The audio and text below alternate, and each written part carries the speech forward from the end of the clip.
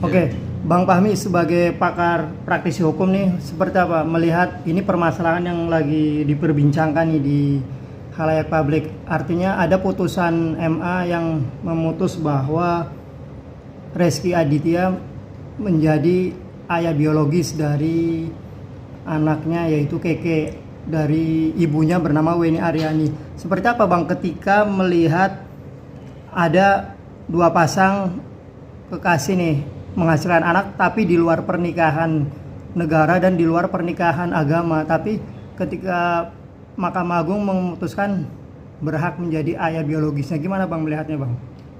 Iya gini, memang pada awalnya dalam undang-undang perkawinan kita ya, Undang-Undang Nomor 1 Tahun 1974, yang diakui atas anak luar nikah itu adalah hanya bernasab kepada ibunya. Ya. Kemudian banyak sekali kasus di luar yang mana banyak orang melahirkan tanpa ada hubungan pernikahan antara seorang perempuan dan laki-laki, yang kemudian si anak ini tidak dapat mendapatkan hak dari bapaknya gitu. Nah, kemudian muncullah ada putusan dari Mahkamah Konstitusi yang kurang lebih intinya sepanjang si bapak ini dapat dibuktikan secara teknologi, secara ilmu pengetahuan bahwa dia adalah bapak biologisnya, maka antara bapak biologis tetap memiliki hubungan keperdataan dengan si anak ini.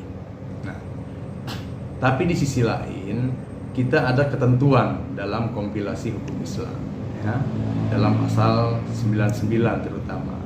Tetap dalam KHI itu bagi orang yang memang punya prioritas beragama Islam harus tunduk pada kompilasi hukum Islam.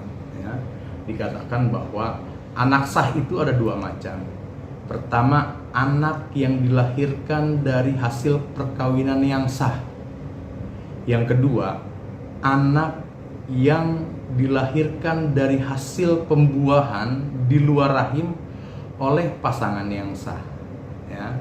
Tetap mengacunya, kalau dari KHI ini, dari kompilasi hukum Islam, mengacunya adalah konteksnya tetap harus dengan pernikahan yang sah. Anak itu baru dikatakan sebagai anak yang sah. Artinya dalam konteks tadi, yang pertama anak yang dilahirkan dari dalam rahim, yang kedua dari luar rahim tapi hasil pernikahan yang sah. Atau boleh dikatakan sekarang tuh kayak macamnya bayi tabung. Nah, kemudian di dalam penjelasan kompilasi hukum Islam ini juga dikatakan walaupun ada ayah biologisnya, tapi tetap anak ini lahir dari hasil pernikahan yang tidak sah, maka tetap tidak memiliki nasab. Ya. Nasab itu adalah garis keturunan yang memang disyariatkan dalam hukum Islam. Contoh waris, hak waris. Nah, jadi memang ada dua pandangan besar di sini. Pandangan besar yang pertama adalah kalau kita mengacunya pada putusan Mahkamah Konstitusi yang tadi menyatakan ayah biologis ini punya hubungan keperdataan, memang harus dijelaskan lagi hubungan keperdataan ini dalam konteks apa. Apakah keperdataan ini hanya untuk sebagai pencatatan, dia sebagai ayah biologis, tahu ada ayahnya, namun tetap dari sisi syariat, kalau kita mengacu pada kompilasi hukum Islam, tetap terputus nasabnya itu. Saya kira ini memang akan menjadi PR besar kaitannya dengan status anak ini gitu. Tapi yang pasti memang kalau dengan putusan Mahkamah Konstitusi sudah tercover anak ini diakui ayah biologisnya gitu. Saya kira itu. Apa Bang hak-hak yang akan didapat oleh si anak ketika Mahkamah Agung memutus bahwa si anak mendapat hak dari ayah biologisnya? Apa aja Bang mungkin? Kalau waris kan tadi enggak, jadi apa yang di Iya, dalam. itu tadi. Kalau kita mengacunya pada kompilasi hukum Islam, maka tetap apapun bentuknya, walaupun dia adalah sebagai ayah biologis, maka nasabnya terputus. Ya, kewajiban seorang ayah untuk menikahkan juga kalau dari segi syariat Islam haruslah ayah yang memang dulu ayah yang memang dulu punya ikatan hubungan yang sah kemudian melahirkan anak. Nah, konteks keperdataan ini saya kira pemaknaannya harus secara khusus juga ditentukan gitu. Keperdataan adalah diakuinya si anak dalam akte misalnya, dalam akte. Kemudian mungkin secara moral si bapak punya tanggung jawab untuk si anak dari segi nafkah dan lain-lain. Saya kira itu. Termasuk sekolah anak juga Bang.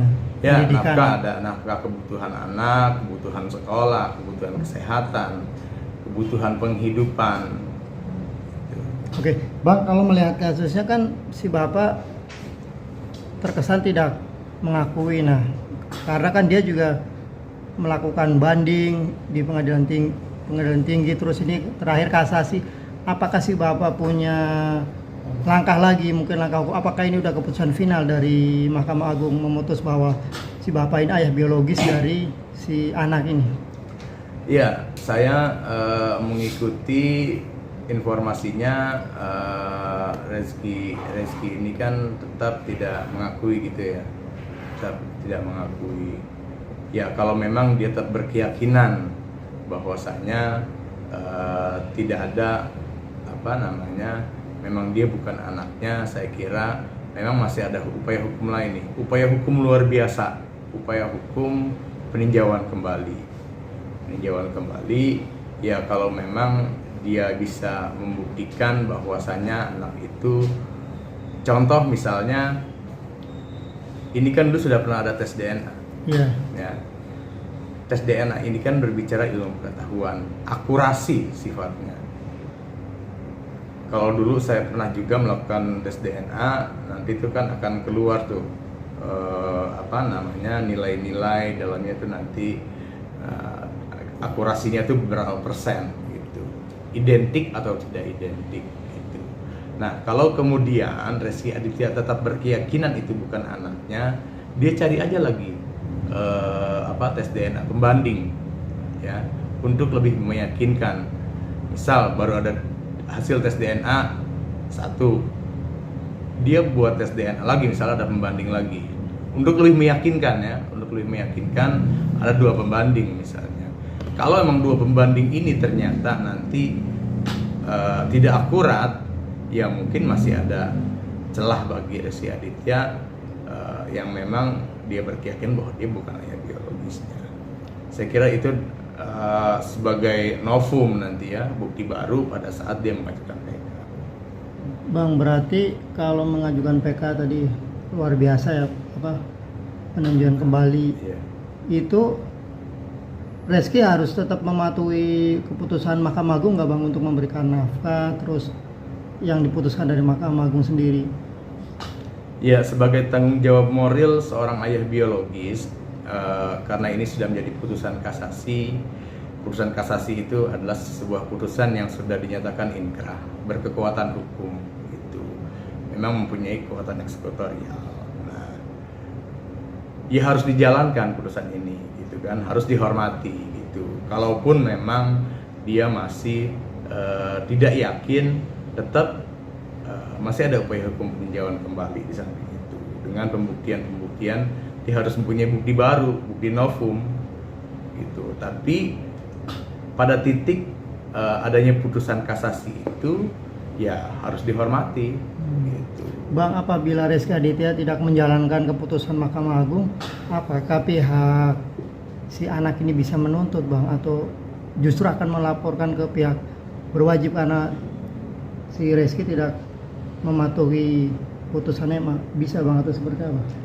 Ya, sejak adanya putusan MA ini, dia memang berlaku sebagai ayah biologis ya, sebagai ayah biologis yang memang mempunyai tanggung jawab moral terhadap anak.